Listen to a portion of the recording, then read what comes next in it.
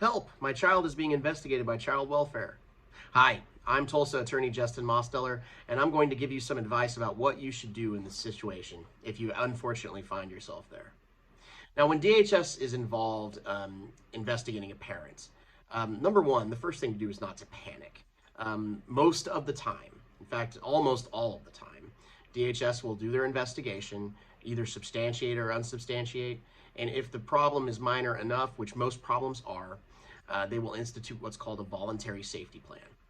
And you, as the grandparent, might be called upon to be a safety plan monitor. In that situation, your duty is to enforce the rules that DHS has suggested, and to be kind of an impartial advocate for the child. And that's really what your job is all the time. If you are, as you know, or as you should know, everyone in the state of Oklahoma is a mandatory reporter when child abuse or neglect is suspected. And your reputation with DHS really does matter. So if you are contacted by DHS, if your child is investigated by DHS, first thing to do is to be honest with DHS.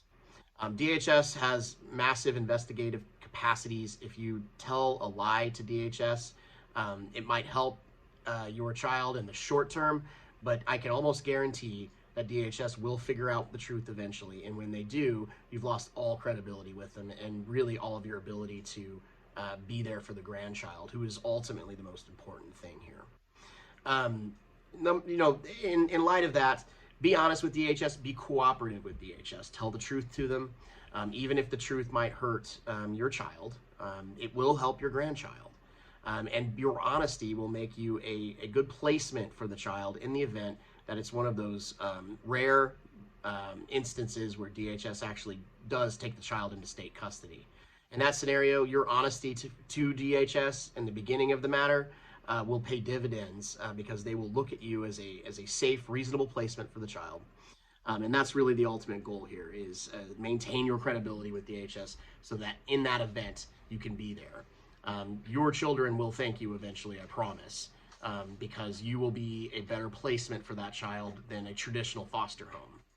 Hopefully this has answered some of your questions. If you have any more questions, feel free to reach out to us. We'd be happy to help. Thanks.